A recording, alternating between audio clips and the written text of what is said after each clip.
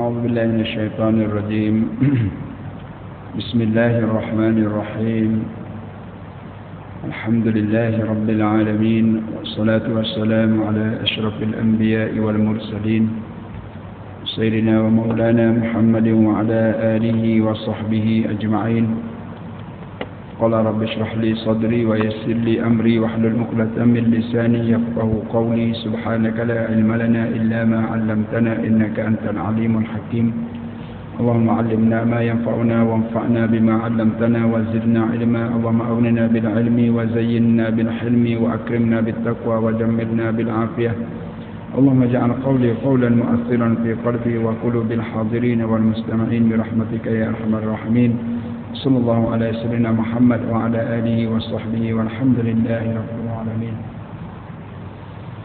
Alhamdulillah, dulu kini dan selamanya kita rafa'kan kehadrat Allah Subhanahu wa taala.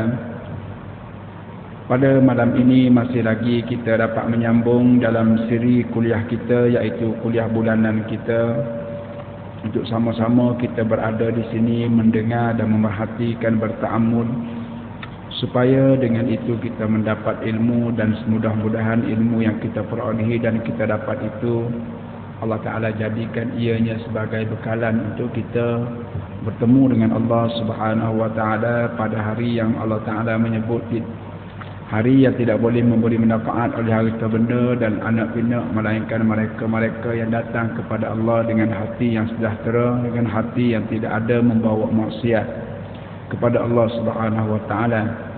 Dihormati, dikasihi tuan pengerusi masjid, tuan-tuan imam, tuan-tuan bilal, seluruh ahli jawatan kuasa masjid, tuan-tuan dan puan-puan, Assalamualaikum warahmatullahi wabarakatuh.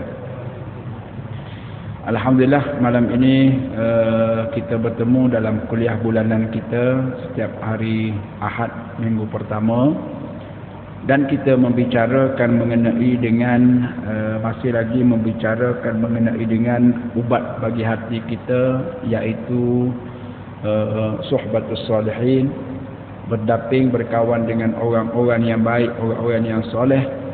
Dan kita bicara dah pada pertemuan yang telah lepas, orang yang sentiasa ataupun berkekalan dengan kelakuan baik dan berkawan dengan orang yang baik ini, Allah Ta'ala akan berikan kepadanya 5 perkara sebagaimana yang disebut oleh Ibnu Abbas radhiyallahu ta'ala anhumah. Dan 5 perkara itu telah pun kita sembah, kita sebut. Kemudian lawan bagi 5 perkara itu bagi sesiapa yang mengekali dalam kejahatan, mengekali dalam kejahatan, maka dia juga akan mendapat tempias daripada kejahatannya itu 5 perkara juga. Sebelum kita masuk, tuan-tuan, sedikit saya memperingati ataupun mengingatkan diri saya dan juga tuan-tuan, insya-Allah esok kita berada pada 10 Muharram. Jadi kita disunatkan untuk berpuasa, kalau boleh kita puasa hari ini dan kita dampingkan besok sekali. Tapi kalau kita tak boleh, kita ambil besok dengan lusa. Itu kerana arahan dan juga pesanan baginda Nabi SAW supaya kita khilaf dengan orang-orang yang bukan Islam dalam bab ibadat puasa, kerana meraihkan Ashura. Mereka, orang Yahudi ataupun orang Kristian dan sebagainya ini, meraihkan kerana kejayaan mereka daripada cengkaman Fir'aun. Jadi Nabi kata kita lebih daripada itu. Maka oleh itu hendaklah kita berkhilaf dengan mereka. Mereka puasa sehari pada hari Ashura, kita diminta supaya sehari sebelum dan juga sehari selepas. Mana-mana. Kalau tak puasa hari ini, puasa esok dan lusa. Baik. Semuanya itu kita lakukan, tuan-tuan, tidak lain dan tidak bukan melainkan supaya kita ini Allah diampunkan oleh Allah Subhanahu wa Ta'ala kerana dosa dan maksiat yang kita buat setiap hari itu. Maka untuk nak mengelakkan diri kita ini termasuk dalam mereka-mereka yang digolongkan orang yang al-fasiqin ataupun al-fasiqun, maka di antara orang-orang yang fasik ialah orang yang mengekali daripada perbuatan ataupun dosa-dosa yang kecil dengan tidak mendatangkan perkara-perkara yang boleh menanggalkan dia. Ataupun orang yang buat dosa besar tapi tidak bertaubat, pun dia juga. Macam dosa kecil, kita banyak melakukan dosa-dosa kecil. Maka di antara jalan untuk menghapuskan dosa-dosa kecil ini, sebagaimana yang Nabi sebut itulah, dengan cara kita beristighfar, kita berzikir, baca Quran, selawat. Begitu juga dengan puasa tu, hari-hari tertentu. Dan juga amalan-amalan yang lain, mengambil air wuduk, atau semua itu amalan-amalan yang boleh mengikis ataupun membersihkan dosa-dosa kecil kita. Termasuklah langkah kita mari ke masjid pun sama. Sama menunggu solat sebelum datangnya solat berikutnya pun sama juga. Itu ada hadis yang diriwayat daripada Imam An-Nasai dalam kitab sunannya, Sunan An-Nasai. Baik, tuan-tuan dan puan, kita tengok dalam pertemuan kita pada minggu lepas, saya sudah menyebut bagi orang yang mengekali dalam maksiat dan dosa ini, kata Ibnu Abbas radhiyallahu taala anhu, Allah Taala juga akan memberikan kepadanya 5 perkara. Sebagaimana Allah Taala memberikan kepada orang yang melakukan ataupun berkekalan dalam kebaikan, maka Allah Taala beri juga padanya 5 perkara. Maka sebelum daripada kita masuk 5 perkara ini, persoalannya saya timbulkan, tidak ada soalan, saya timbulkan soalan. Mudah-mudahan mungkin tuan-tuan malu nak bertanya. Malu nak bertanya saya, maklumlah tempat kawasannya umum seperti ini, di majlis yang umum seperti ini, maka mungkin kita rasa malu. Ataupun nak bertanya tapi tak tahu nak tanya apa. Jadi saya tolong tanya bagi pihak tuan-tuan dan puan, semoga dengan itu memberi manfaat pada diri saya dan juga diri tuan-tuan. Sebelum tu, bagi siapa yang belum berniat iktikaf, lupa ataupun tak ingat, boleh berniat. Mudah-mudahan Allah Ta'ala gandakan lagi duduk kita di sini, insya-Allah. Baik, soalan yang timbul, bagi orang yang melakukan dosa ini akan diberikan kepadanya 5 perkara. Yang pertama, akan diberikan ataupun dibalas dengan dosa dia itu di dunia. Ini semua 5 perkara ni semua di dunia ni. Hak baik tadi pun di dunia, akhirat kita tak kira. Hak 5 perkara bagi orang yang kekal dan juga melakukan kejahatan ini pun di dunia juga. Yang pertama ialah Allah Ta'ala akan jadikan mukanya itu sawadan. Sawad kalau kita terjemah dalam bahasa kita hitam lah. Hitam, sawad. Kalau kita terjemah mengikut bahasa, sawad itu makna hitam. Sawadan fil wajhi maknanya hitam pada mukanya. Mana apa? Allah Ta'ala tarik seri muka dia. Sedangkan Allah Ta'ala jadikan kita ini adalah makhluk yang paling baik. Laqad khalaqnal insana fi ahsani taqwim. Sebaik-baik kejadian. Allah Ta'ala sebut juga dalam suratul Bani Israel, suratul Isra, walaqad karramna bani Adam. Tuhan buat kita ni comel, tetapi kerana kita memilih salah jalan, patut kita buat benda baik. Dengan itu Allah Ta'ala bagi 5 perkara yang baik yang kita sebut dulu. Tetapi terus salah pilih itu menyebabkan Allah Ta'ala bagi 5 perkara juga lawan kepada apa yang kita sebut pada pertemuan yang telah lepas. Baik, salah satu daripadanya Allah Ta'ala menarik seri muka dia. Seri mukanya itu Allah Ta'ala tarik. Sebab apa Allah Ta'ala tarik? Kerana perbuatan ataupun dia mengekali mengerjakan maksiat ataupun dosa. Baik, persoalan timbul sebagaimana saya sebut tadi, apa dosa tu? Apa dosa tu? Dan kalimah dosa dalam cakapan harian kita, cuba saya fikirkan. Kalimah dosa ada berapa? Ada berapa dalam bahasa kita?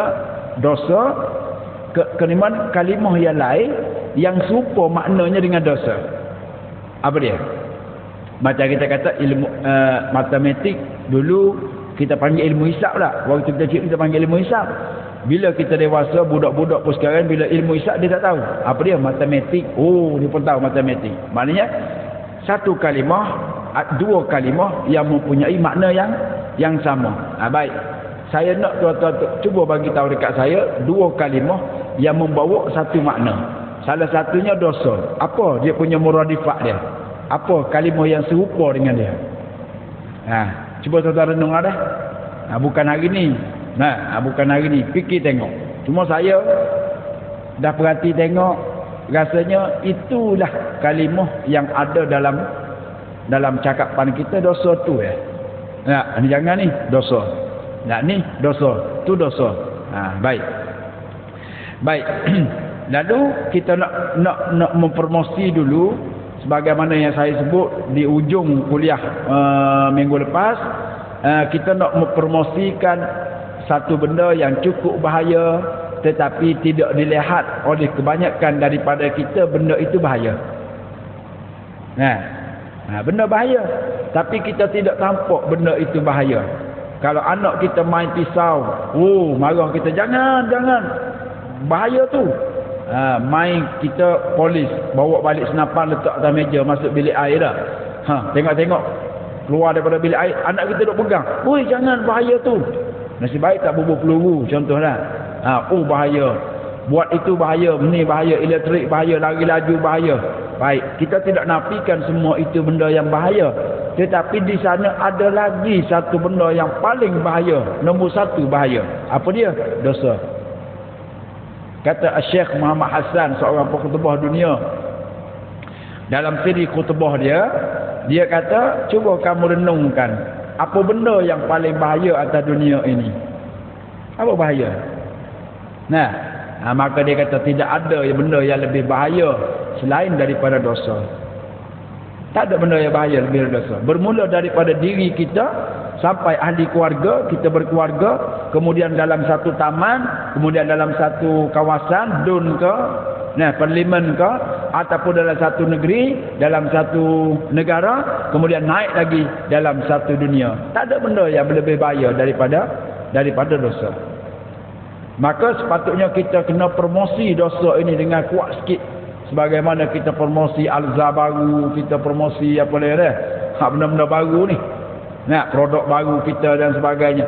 Ya, kita tahu benda itu kena promosi, silakanlah. Kita pun tidak kata salah tak salah, asalkan tidak tak kena dengan undang-undang negara, tak ada masalah lah. Tapi hak ni orang yang mati aksiden, adakah dia akan masuk neraka kerana mati aksiden? Tak lah. Mana tak bahaya. Bukanlah kata tak bahaya, langsung bahaya. Begitulah seterusnya. Orang yang mati kena tu, mati kena ni, maka kerana mati sebab benda itu, bukan dimasukkan neraka kerana sebab benda itu, tetapi kerana dosa yang dia buat. Maka sebab itu kata Syekh Muhammad Hassan, kamu tengoklah umat-umat terdahulu, kenapa mereka itu dibinasakan? Kenapa mereka itu dibinasakan? Bukankah kerana dosa? Lalu didatangkan beberapa dalil dan beberapa ayat Al-Quran, dan disandarkan juga dengan hadis-hadis Nabi, dan juga kata-kata sahabat dan para alim ulama yang datang selepas daripadanya. Di antaranya Allah Ta'ala menyebut dalam suratul Syams yang kita baca biasa semayang sunat duha. Ujung ayat itu, ujung surah tu, Allah Ta'ala kata, Fadam dama alaihim rabbuhum bizambihim. Mereka itu dibinasakan kerana apa? Kerana dosa mereka. Lalu kita tengok kaum Nabi Nuh, kenapa didatangkan banjir? Dibinasakan dengan banjir. Kemudian kaum Nabi Lut, kenapa dibalik bumi? Dan begitulah nabi-nabi, umat-umat nabi-nabi yang lain, kenapa mereka itu dibinasakan? Maka jawapannya bukan sebab mereka itu bukan orang Arab, sebab mereka itu sebab mereka itu melakukan dosa. Sebab mereka melakukan dosa. Lalu Allah Ta'ala sebut lagi, dan banyak lagi dalam surah-surah yang lain. Allah Ta'ala sebut dalam suratul Ankabut. Dalam suratul Ankabut Allah Ta'ala menyebut fakullan akhadna bizambih. Fakullan, maka kesemuanya. Maka kesemuanya akhadna bizambih, kami ambil mereka itu, yakni kami binasakan mereka itu. Siapa? Umat-umat terdahulu, mereka dibinasakan sebab-sebab maksiat. maka umat Nabi kita juga sallallahu alaihi wasallam akan menerima nasib yang sama. Tetapi oleh kerana Allah Taala berjanji tidak mengazab umat Nabi Muhammad ini di atas dunia.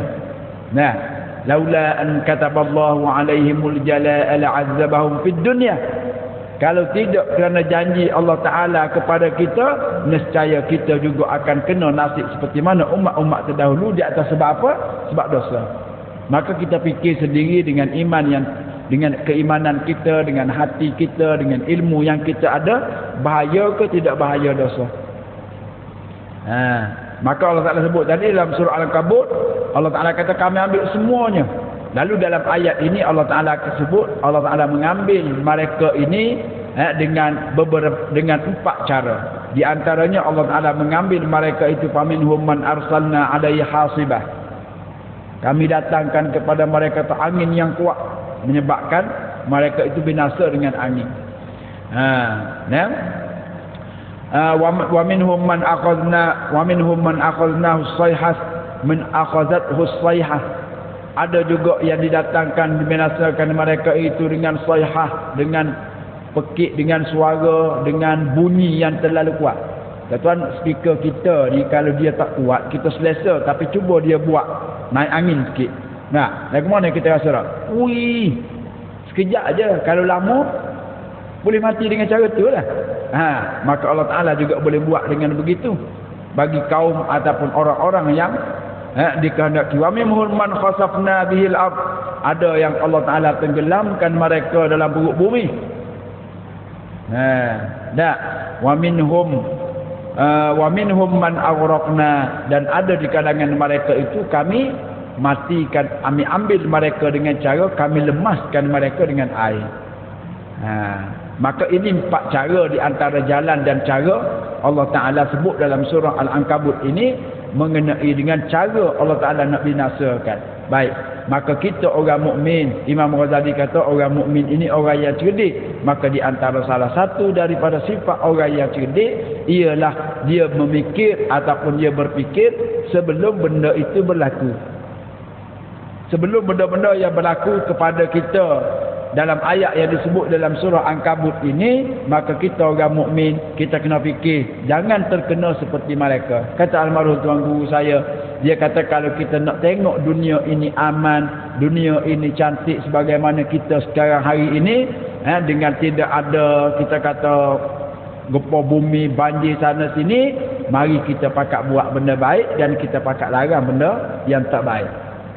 InsyaAllah dunia akan kekal, dunia akan stabil. Tetapi kerana apa yang berlaku di hadapan mata kita hari ini, apa yang dijanjikan oleh baginda Nabi SAW dan benda yang tidak berlaku pada zaman dahulu berlaku di zaman kita. Dan sudah pun dijanjikan oleh baginda Nabi kalau berlaku seperti ini secara terang-terangan, maka tunggulah. Dan benda itu berlaku zaman kita. Maka tuan-tuan dan puan-puan, ini salah satu daripada cara dan jalan supaya kita dapat mengelak daripada kita melakukan dosa. Itu saya bawakan beberapa dalil untuk kita faham bahawa di sana banyak benda-benda yang bahaya, tetapi ada di sana benda yang paling bahaya. Maka kita orang mukmin cukup-cukup takutlah dalam bab ini.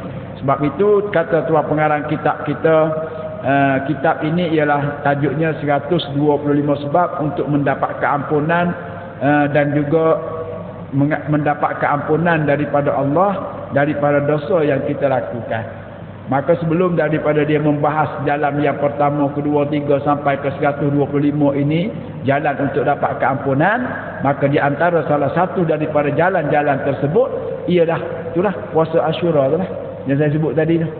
Itu salah satu daripada cara dan jalan kita nak mendapat keampunan daripada Allah. Lalu dia terlebih dahulu dia mempromosikan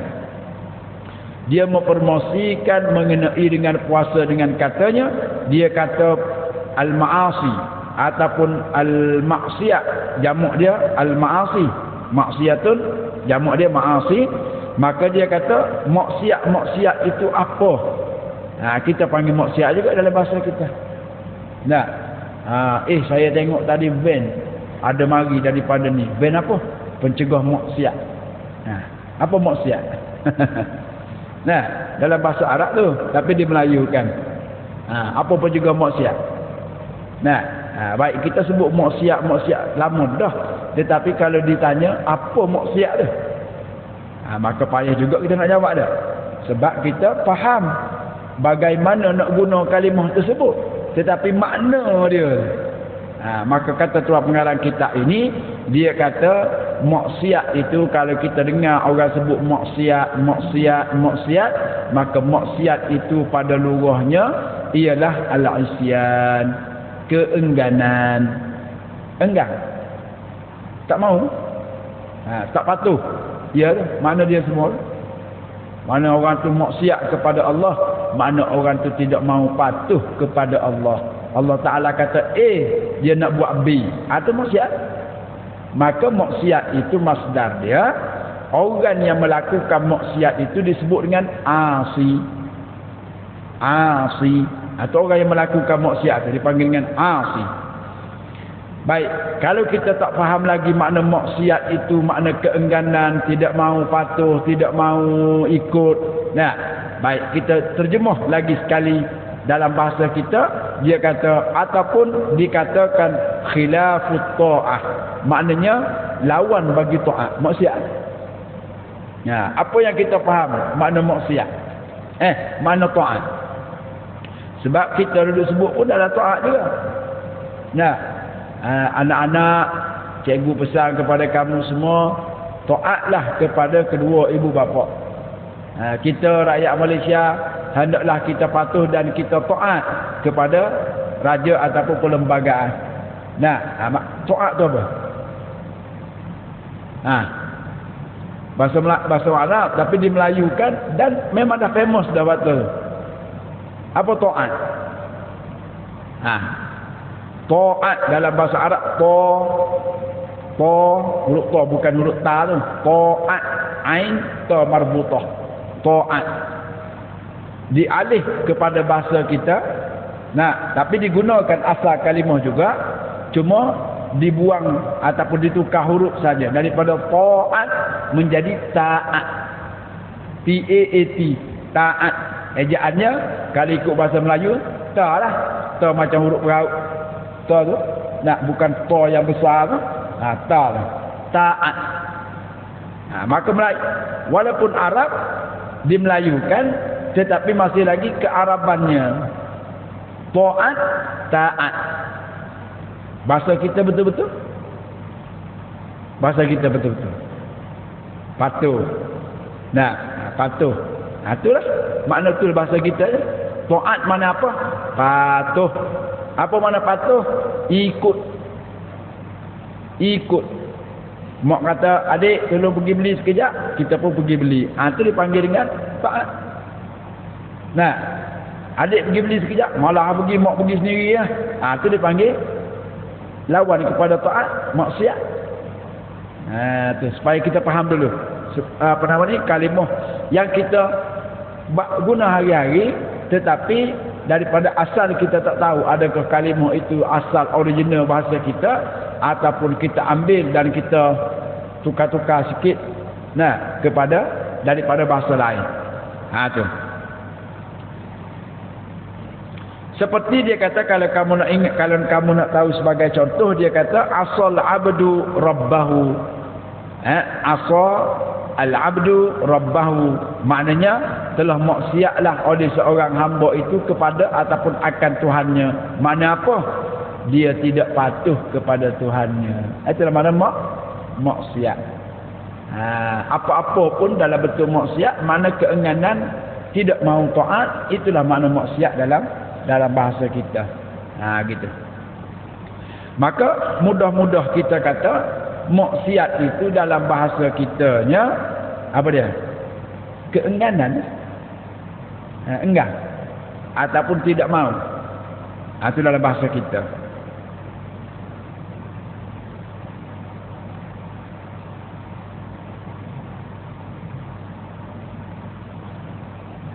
Baik. Itu makna maksiat ataupun dosa dalam bahasa kita tu. pada lughah, pada istilah ilmu syarak. Maksud di sini istilah dalam ilmu syarak.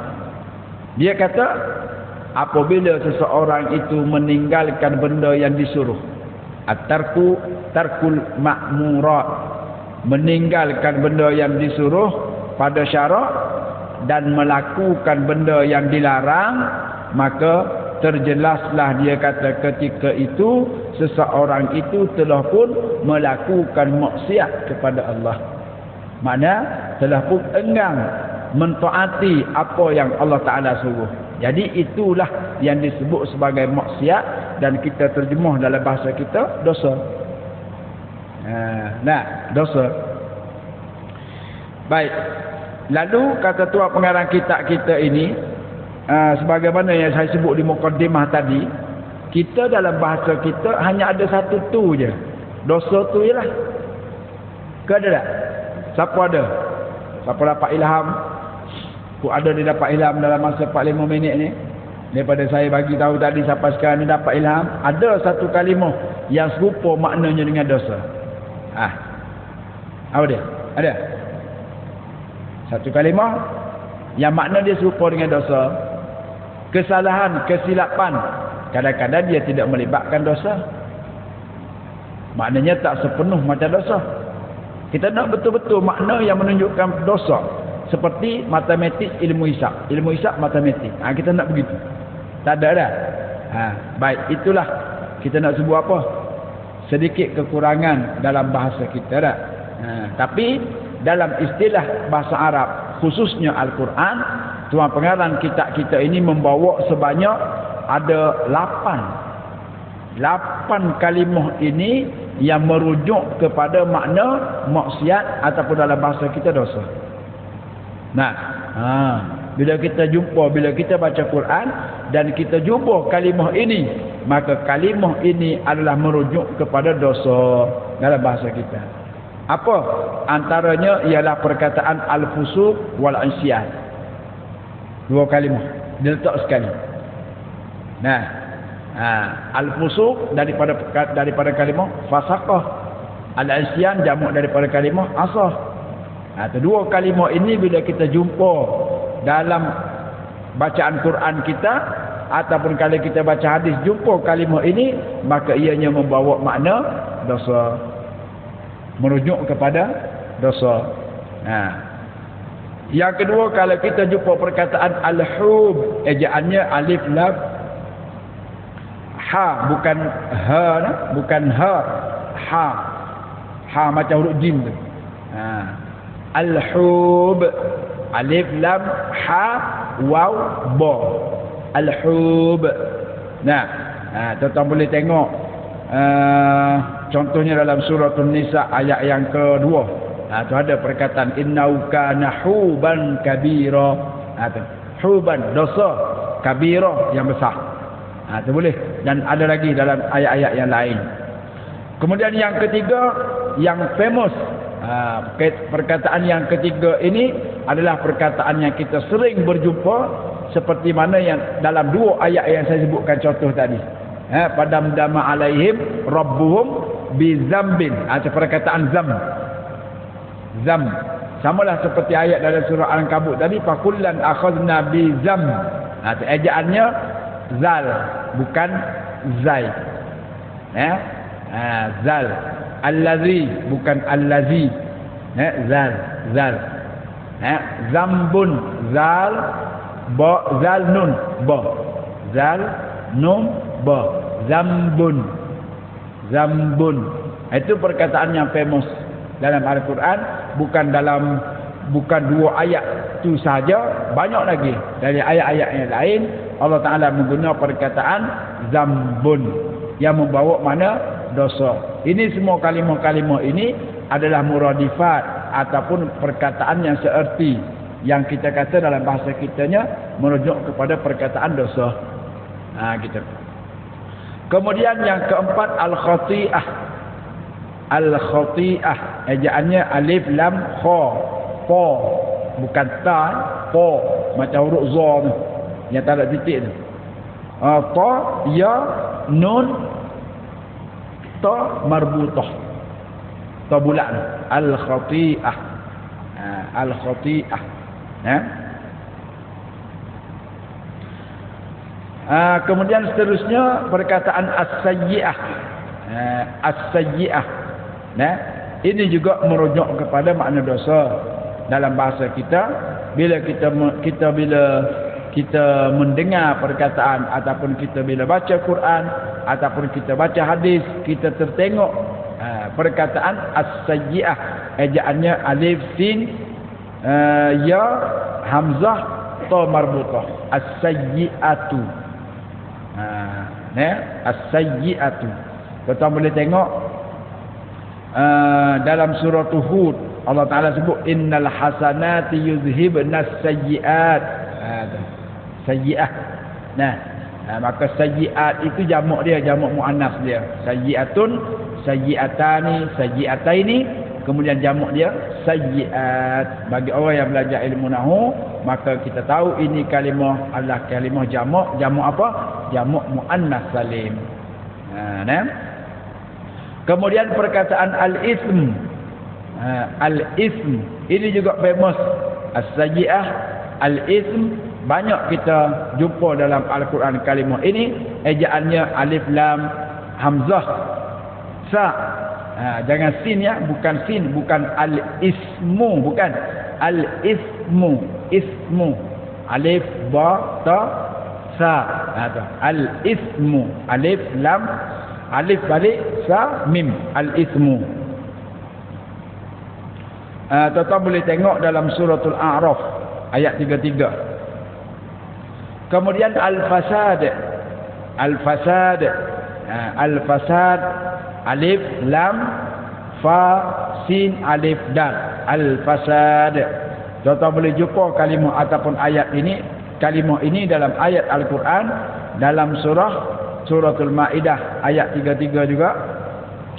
Kemudian yang terakhir yang ke-8 perkataan al-utuwu. Al-utuwu alif lam ain ta waw. Kemudian huruf waw itu ada tasydid. Huruf waw itu ada tasydid. Kalau tidak ada tasydid, dia tak bawa makna yang dosa ni, tak. Kalimah lain dia. Seperti perkataan an-nabi, al-ummi, ummi, ummiyu. Itu dua kalimah yang tulisannya sama tetapi yang membezakan dia ialah tasydid di belakang. Ummi makna lain, ummiyu. Huruf ya tu ada tasydid. Kalau ummi dia panggil apa dia? Isim yang berkait dengan dhamir mutakallim yang membawa makna saya. Ummi maknanya mak saya. Ni siapa ni? Ni ummi, ibu saya, mak saya. Kalau sekiranya ya itu ada tasydid, ummiyu ataupun ummiyah, ummiyi, itu tak kisah, itu kembali kepada ilmu nahwu, dia tidak berubah makna. Itu boleh dibaca dengan itu mengikut amil depan dia, itu kena rujuk pada ilmu nahwu. Maka ada tasydid pada huruf ya itu membawa makna seseorang yang tidak tahu membaca dan tidak tahu menulis. An-nabiyul ummiyyu ada dalam Al-Quran tu. An-nabiyul ummiyyu. Jangan kita baca dengan an-nabiyul ummi, bukan ummiyyu. Ummiyyu. Walaupun ya itu dinisbahkan, memang dinisbahkan kepada ummi tadi. Itu adalah sedikit pembahasan daripada pihak ulama. Maka di sini kita sebut al-utuwu. Maka huruf waw itu ada tasydid. Al-utuwu. Kalau al-utuw dengan waw itu tidak ada tasydid, maka tidak membawa makna dosa. Itu kalimah lain. Tuan-tuan boleh tengok dalam suratul A'raf ayat 169. Perkataan ini akan kita jumpa dalam ayat dalam surah ini dan mungkin dalam surah-surah yang lain yang membawa perkataan al-utub. Itulah 8 perkataan yang membawa kepada satu makna, iaitu kita terjemahkan dalam bahasa kita adalah dosa Saya ulang lagi sekali, yang pertama al-fusuq wal isyan. Nah, fusuq ataupun isyan. Kemudian yang kedua al-hub. Yang ketiga az-zam, dan az-zam inilah paling banyak dalam Al-Quran. Perkataan zambun adalah paling banyak digunakan dalam Al-Quran. Kemudian al-khati'ah pun ada. Yang keempat, yang kelima as-sayyi'ah ada dalam Al-Quran. Kemudian al-ism pun banyak juga diguna. Al-ism perkataan. Yang keenam, yang ketujuh al-fasad, dan yang terakhir al-utuwu. Itu semua kalimah ini merujuk kepada dosa baik. Kalau ditanya adakah ini sahaja, maka jawapannya ada lagi. Ada lagi, cuma dibawa kalimah-kalimah yang famous, yang banyak diguna pakai. Kemudian kita tengok sikit lagi mengenai dengan dosa ini, kerana kita nak promosi sikit dosa ni. Semoga dengan itu kita terselamat daripada dosa. Dan kata seorang sahabat, saya lupa nama sahabat ini, dia kata Allah Ta'ala tidak turunkan bala itu melainkan dengan sebab dosa. Dan Allah Ta'ala tidak akan akak bala itu melainkan dengan sebab taubat. Itulah nak tahu dosa tak dosa, hebat tak hebat dia lah. Itulah bahaya tak bahaya dia.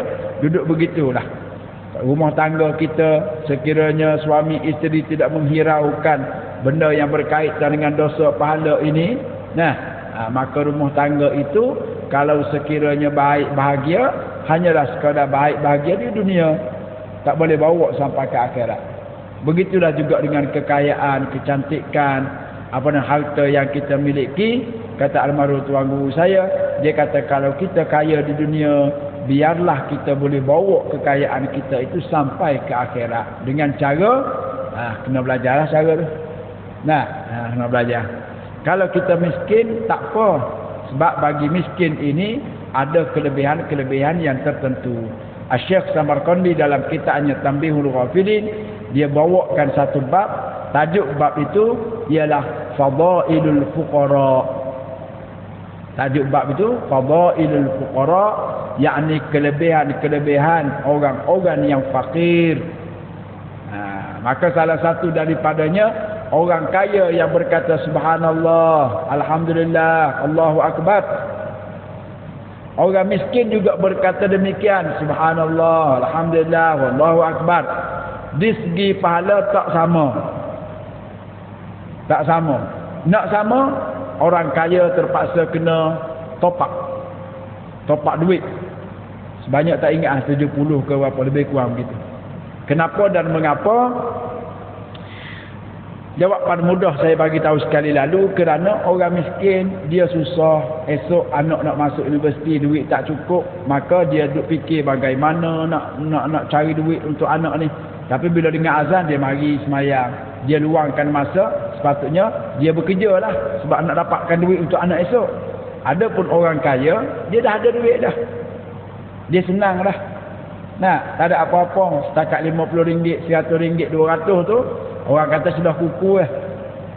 Orang miskin dia tidak begitu. Itu di antara salah satu daripada sebab mengapa Allah Ta'ala berikan kepada orang miskin ini kelebihan. Kalau tuan-tuan nak tengok lebih lanjut lagi, tuan-tuan belilah kitab tu, Tanbihul Ghafilin, edisi Rumi ada jual edisi Rumi. Saya tak ingat keluaran maktabah ataupun pihak mana, tak ingat, tapi ada. Tuan-tuan cari dalam bab itu, dimulakan dengan mana? Dimulakan dengan orang miskin yang dia ini kecil hati dengan orang kaya. Sebab apa? Sebab orang kaya itu memiliki pahala yang mudah. Bila kata nak buat derma-derma, dia boleh bagi. Nak buat ni dia boleh bagi. Orang miskin nak bagi apa tak ada. Lalu katanya orang miskin, kita kena pergi berjumpa dengan Rasulullah ni, bab ni. Maka pergilah, dihantarkan wakil dia untuk bertemu dengan baginda Rasulullah SAW, menceritakan perihal ini. Maka Nabi ajarkan kepada dia beberapa benda. Tuan-tuan boleh rujuk dalam situ kerana masa kita sudah habis. InsyaAllah tuan-tuan kita akan tengok lagi dalam promosi yang kedua mengenai dengan dosa ini. Bahagian dosa yang dipanggil ulama, dosa tak boleh lari daripada 4 jenis. Kita buatlah mana-mana dosa pun dia salah satu daripada 4 jenis ni lah dosa tu. Wallahu a'lam. Subhanakallahumma hamdika asyhadu an la ilaha illa anta astaghfiruka wa atubu ilaik. Bismillahirrahmanirrahim. Wal 'asr innal insana lafi khusr illa alladhina amanu wa 'amilus solihat wa tawassaw bil haqqi wa tawassaw bis sabr. A'udzu billahi minasy syaithanir rajim. Bismillahirrahmanirrahim. Alhamdulillahirabbil alamin wassalatu wassalamu ala rasulillah wa ala alihi washabihi ajma'in. Allahumma 'allimna ma yanfa'una wanfa'na bima 'allamtana wa zidna 'ilma. Allahumma inna na'udzubika min 'ilmin la yanfa'u, min qalbin la yakhsha, nafsin la tashba', la yasma', wa na'udzubika ya rabbana min ha'ula'i arba'. Sallallahu alaihi wasallam Muhammad wa ala alihi washabihi walhamdulillahi rabbil alamin.